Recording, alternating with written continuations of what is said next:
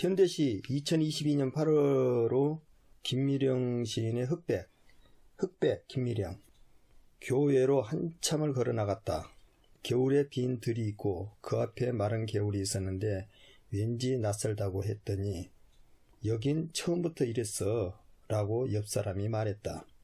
가다가 빈 축사를 보았다. 지붕이 무너지고 사방이 뚫려 있었는데 여기도 원래부터 이랬어 라고 말했고, 원래 그런 것은 과거가 아닌 내가 몰랐던 쪽으로부터 계속 생겨날 것 같았다. 이 시 읽어본 소감 한번 말씀해 보실래요? 그러니까 사실은 얼마 전까지 2년 전만 하더라도 유가가 선물시장에서 마이너스를 기록한 적도 있었거든요. 예. WTI 유가가. 그렇죠. 예.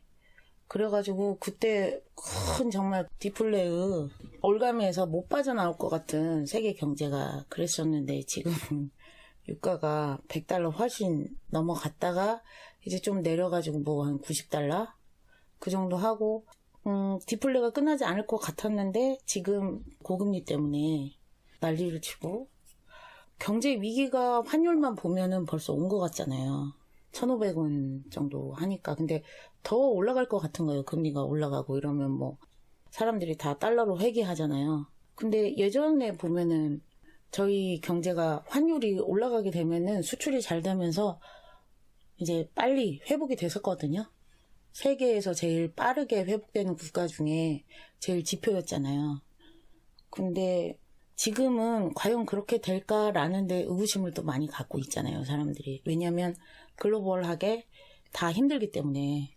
유럽도 힘들고 일본도 힘들고 미국도, 중국도 힘들고 미국은 뭐 그런 대로 괜찮고 그런 상황이어가지고 세계 경제가 다 힘들다 보니까 지금 도로에 차들이 서서히 이제 안 보이기 시작해요. 많은 그 생활비 중에 임대료도 올라가고 모든 물가가 올라가다 보니까 이제 식비도 걱정이 되고, 어디를 가는 거에 대한, 심지어는 출퇴근에 대한 그런 경우도 이제 장거리를 뛰는 경우 걱정을 하시더라고요, 주변에서. 그런 걸 봤을 때 이제 이게 또 끝나지 않을 것 같잖아요. 이 인플레 침체에서 스태그플레이션으로 가버린 이 경제 상황이 계속 끝나지 않을 것 같고, 월급의 상당 부분을 지금 레버리지를 땡겨서 빚을 얻어서 투자를 하거나 집을 사거나 이런 자산을 증식시킨 사람은 그거를 이제 다 생활이 힘들 정도가 이제 돼버렸잖아요. 이게 끝나지 않을 것 같은 거죠. 좀 이 시기에 오면 또 침체기에 들어서 이 터널이, 이 어둠이 계속될 것 같은 그런 느낌이 드는 그런 생각이 들었어요. 그러니까 지금의 경제 상황이 원래부터 이랬던 건 아니거든요. 근데 꼭 원래부터 이런 것 같은, 태어날 때부터 색깔도 없고 나한테 어떤 세계 선택지도 없고 한 번도 이렇게 휘황찬란한 잘 나갔던 시기를 겪어본 적이 없는 것 같은 그런 느낌이. 흑백이라는 이 시는요, 저는 기억으로 봤어요. 그 시간의 그 역진, 기억. 이 시를 보면은 교회로 한참 걸어 나갔다 그랬잖아요. 그러니까 자기가 살아왔던 것을 떠나서 지금 생활하고 있는 내 생활 내를 벗어나서 교회로 간 거야. 그러니까 내 기억 속으로 가버린 거예요. 그 다른 네. 방향으로. 그래서 거기는 가보니까 겨울에 빈 들이 있고 그 앞에 마른 개울이 있었는데 왠지 낯설다고 했더니 여긴 처음부터 이랬어라고 옆 사람이 말했다 그러잖아요. 그러니까 거기에는 가서 보니까 내가 오랫동안 묵혀놔가지고 겨울처럼 빈 들이 있었고 오랫동안 기억을 안 하고 있었던 장소였다 그 말이에요. 자기도 깜빡 잊어버리고 그가 있었는가 없었는가 아득하게 잊어가고 있었던 그런 빈 들이에요. 겨울같이. 그 마른 겨울이 있었어. 바짝 말랐어 기억이. 거기에는. 근데 왠지 낯설다 그랬더니 내가 이런 때가 있었나 하고 왠지 낯선 것 같아. 네. 그 기억이. 그런데 여긴 처음부터 이랬어. 왜? 그 옆 사람이란 건 바로 자기 자신이에요. 또 다른 자기 자신. 자기 자신이 네가 워낙 안 와보니까 네 기억에서 지워지고 있는 중이었어. 그런 것이죠. 여기는. 그래서 가다가 빈 축사를 보았어. 그 빈 축사란 건 거기다가 기억이 많이 들어오면 가축도 기르듯이 이렇게 막 기억도 길러가지고 이걸 뭔가를 갖다가 웅성웅성 해야 될 거 아니에요. 그러면 우리가 보통 그 회사를 다니는데 가족 관계라든지 친구 관계도 가까이 하는 친척들 간에 계속 교류가 왔다 갔다 하니까 가축이 많이 길러져 갖고 있듯이 풍성해요. 시장 같이. 그런데 그게 텅 비어버렸다는 것은 워낙 소홀하게 멀리 떨어져 있었던 데야. 예를 들면은 친구를 하더라도 이미 한 20, 30년 전에 친구같이 잊어버리고 살았던 그런 친구들일 수도 있고, 자기하고 완전히 동떨어져서 같은 친척이라도 너무나 오랫동안 안 만났던 친척일 수도 있고, 이제 이런 상황인 거예요. 그래서 그 기억을 더듬어 가다가 보니 빈 축사를 보았다는 거야. 그래서 지붕이 무너지고 사방에 뚫려 있었는데 거기는 뻥뻥 뚫려가지고 수리도 안 돼갖고 있고, 기억에 한 번도 그쪽을 거쳐가 보지 않는 것 같은 장소가 돼픈 거야. 자기가 워낙 거기를 기억을 안 하다 보니까. 그래서 사방이 뻥뻥 뚫려 있었고, 여기도 원래 이랬어 라고 말했고, 여기도 원래 자기가 안 오고 자주 안 온 장소가 되니까 훤해 갖고 있는 거야. 거기는. 그러면 자기가 시를 쓰려고 들어갔던 거기도 자주 들어가서 자주 해야 되는데 자주 안 했다는 그런 말도 되는 거잖아요. 네. 여기는. 예. 그래서 원래 그런 것은 과거가 아닌 내가 몰랐던 쪽으로부터 계속 생겨날 것 같았단 말이에요. 그러니까 내가 나로서 무엇을 이렇게 자꾸 그 추구해 갖고 가는 쪽이 아닌 거야, 이것은. 그래 내가 몰랐던 쪽으로부터 계속 이것은 없어져 가면서 계속 생겨난 거야. 그러니까 한쪽이 사라져가고 있다는 그런 뜻이에요. 기억이 한쪽이 계속 사라져간다. 그러면 내가 저 아득했던 어릴 때 기억이라든가 20대 때 기억 같은 경우는 자꾸 사라져가잖아요.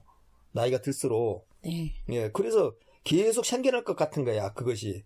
무거운 자루를 끌고 야산에 들어가는 사람과 마주쳤을 때 금방 잊어주기로 마음먹었다. 무거운 자루를 끌고 야산으로 들어가는 사람은 누구예요? 여기서 지금 무슨 말을 하고 싶을까요? 무거운 자루를 끌고 야산으로 들어간 사람이란 말이에요. 무거운 자루를 끌고 야산에 들어가면 야산에서 살려고 들어가거나 무슨 뭔가를 은폐하기 위해서 들어가는 거잖아요. 여기는 무거운 자루를 끌고 야산으로 들어갔다는 것은 도로가 있는데 왜 야산으로 가요? 좋은 길로 가야지. 그러면 험지를 가고 있다는 거야.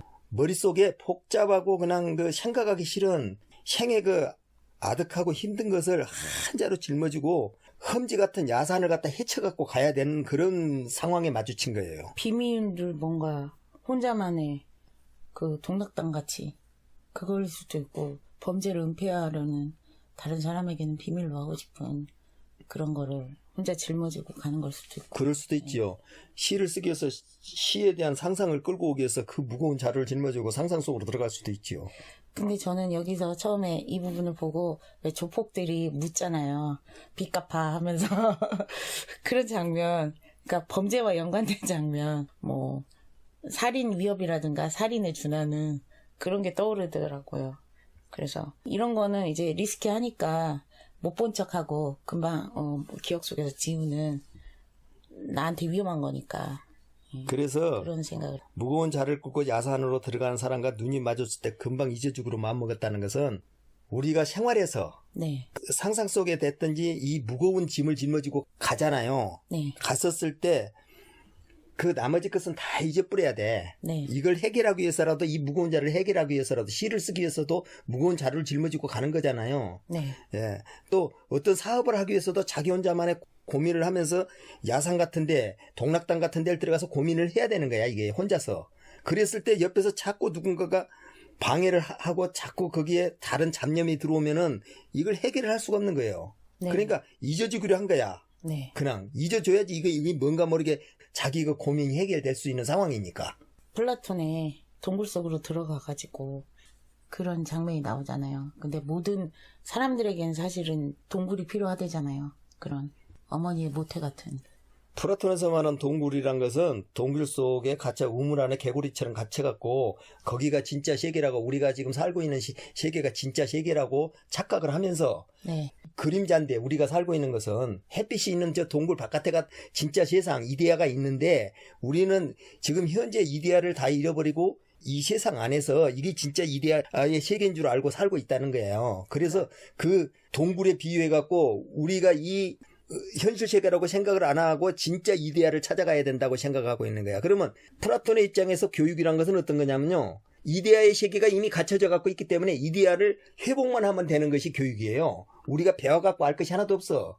우리가 그 렛대강을 건너오면서 네. 이미 우리는 다 그것을 잊어불고 왔다니까, 저 유토피아 같은 우리 그 이데아의 세계를요. 그래서 그 교육을 한다는 건 새로운 걸 배울 것이 없어. 이데아 세계를 다시 회복만 하고 기억만 하면은 우리는 이데아 세계 할 수 있다. 이거 이제 플라톤의 그 동굴 비유고 이데아 세계론이죠. 예, 그런 그렇긴 한데, 이게 동굴을 꿈꾸는 사람한테는 그 동굴이 유토피아이고 환상이고 그렇거든요.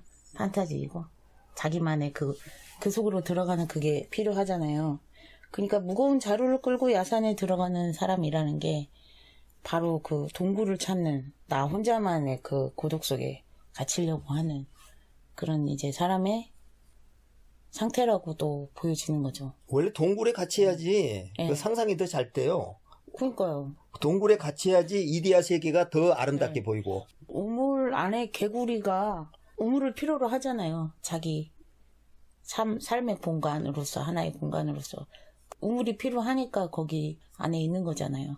그러니까 우물 안에 개구리는 네. 세상 바깥의 거를 하나도 모르고 우물 안이 전체 세상인 줄 알고 그 사는 것을 우물 안에 개구리라고 하거든요. 그것은 장자에 보면 나와요. 네. 본지가 오래돼가지고 나머지까지를 다 모르겠는데 우물 안에 그 세상만 자기 세상으로 알고 있다 하는 것이 이제 우물 안에 개구리잖아요. 그런데 여기서 보면은 무거운 자를 꽂고 야산에 들어가는 사람과 눈을 마주쳤을 때 금방 이저죽으로 맘먹었다 하는 것은 세상 바깥의 일은 다 잊어버리고 내 상상 속이 됐든지 나의 고민을 한자로 끌고 간 그거에만 그냥 어떻게든 간에 생각해야 된다. 그런 것이 이 안에가 들어있는 것이에요. 그러니까 세상의 그 넓은 세상의 일들을 다 거부한다는 거죠. 예. 자루를 끌고 예. 야산에 들어가는 사람의 상태라는 게. 예, 그래서 거기서 조금 더 들어가니까 외딴 집이 나왔어요. 네. 아무도 없는 외딴 집은 어디예요? 자기만의 동락당 같은 공간이잖아요. 거기가 고민을 풀 수 있는 자기 혼자 가끔가다 외롭고 힘들 때 찾아가는 공간이란 말이에요. 네. 혼자의 기억과 혼자의 그 상상 속의 이데아 같은 세상이라고 봐야 돼요. 힘들고 어려웠을 때 나를 갖다가 위로할 수 있는 나로서 행복하게 만들 수 있는 장소란 말이에요. 그거 외딴 집이란 것이. 누구하고도 대화가 안 되잖아요. 세상 바깥의 것은 나를 이해해 줄 수 있다는 것은 사실상의 그 위로밖에 안 되는 것이지 내가 내 문제는 내가 다 해결해야 되는 거잖아요.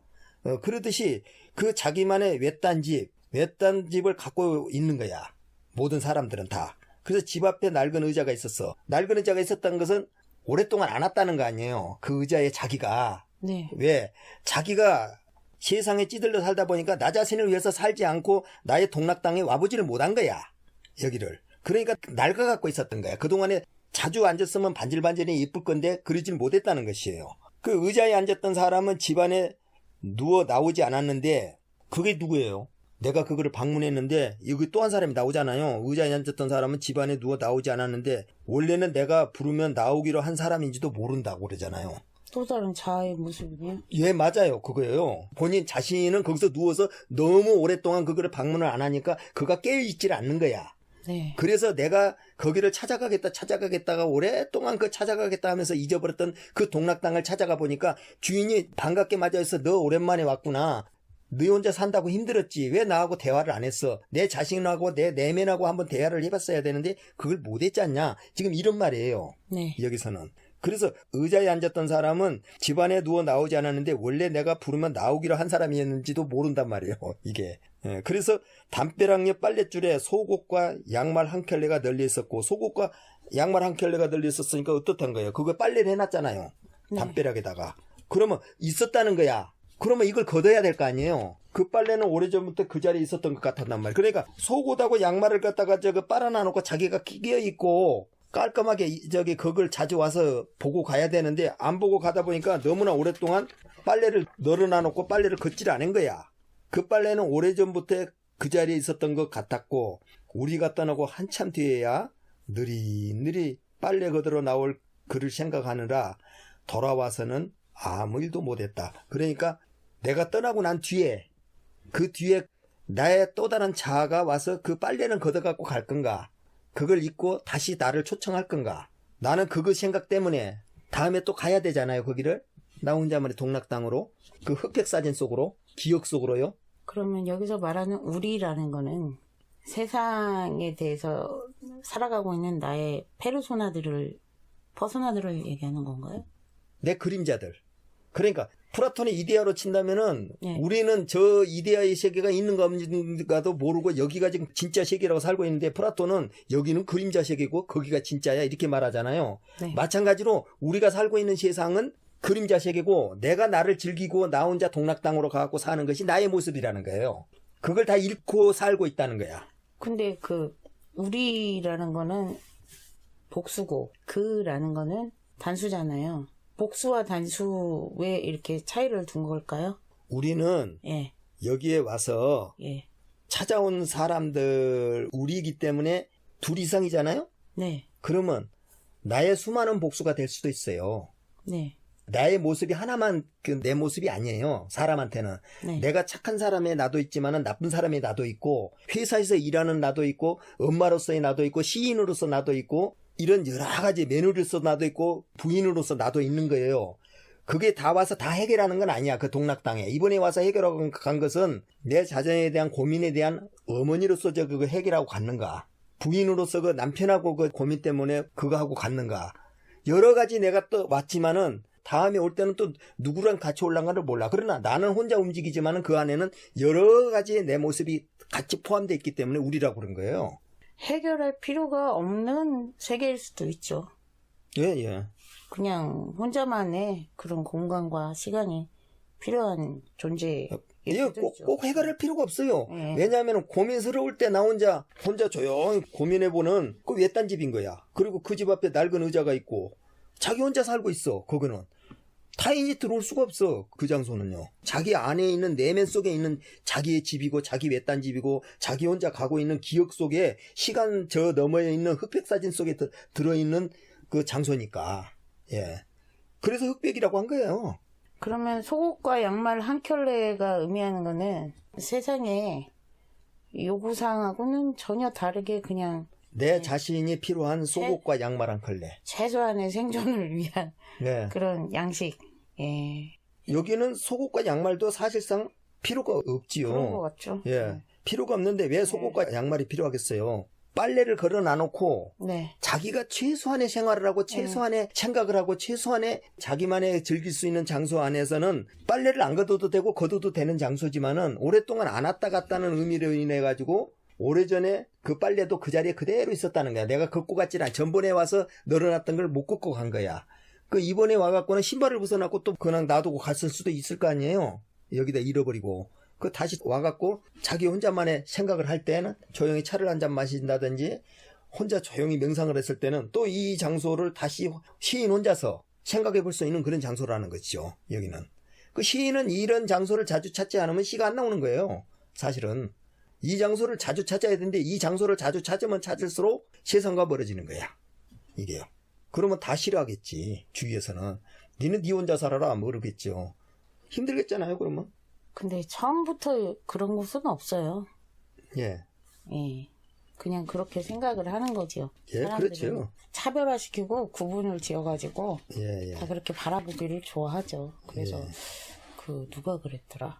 학자 중에 구분짓기. 차별화로부터 시작이 되는 구분을 짓고 차별화시키는 거를 원하죠. 사람들이. 빨리 그거를 네이밍으로 낙인 찍기를 원하고 상류사회 부르디에 부르디에가 그거를 이제 상류사회들이 이렇게 자기들의 문화자본.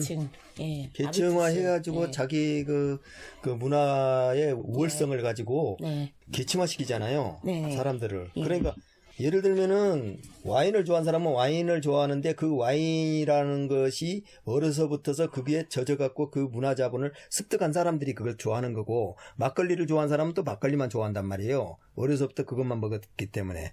어떤 사람은 또 클래식 음악을 좋아하지만 어떤 사람은 그냥 대중음악을 좋아한단 말이에요. 그런데 그것은 암만 돈을 많이 가지고 있고 어쩌고 하더라도 그 자기네들끼리 지어놓는 구분 지어놓는 그 고급 문화 그걸로 차별화시키는 거야. 그러니까 우리가 그 명품을 가지고 차별화해갖고 가듯이 그 사람들은 고급 문화로 갖고 이렇게 차별을 시켜 나가는 거란 말이에요. 이게. 그러니까 아비투스가 바로 이 흑백과 같은 상태인 거예요. 과거에 내한테 저 멀리 기억 어딘가에 습관처럼 묻어있는 나의 취향과도 같은 그런 것들의 이제 장소인 거죠. 예, 그렇게도 보여요. 예, 그렇게도 보이죠. 그러니까 소외돼 갖고 자기 혼자만이 알 수 있는 그런 장소일 수도 있죠. 그런 취향일 수도 있고. 그리고 이제 경제적인 걸로 봐도 그냥 사람들이 예상하지 못했던 그런 상태에 대한 전혀 예. 그게 이제 닥친 거에 대한 어떤 소외 같은 거 그런 거를 기술해 놓은 것 같기도 하고 예, 그런 느낌이 들어요. 여기까지만 합시다. 네. 그 뒤에 또 그 겨울밤이라는 거 하나 있는데 네. 이것은 한번 이따 따로 한번 보기로 하고 네. 이거 여기까지 끝냅시다. 네. 예.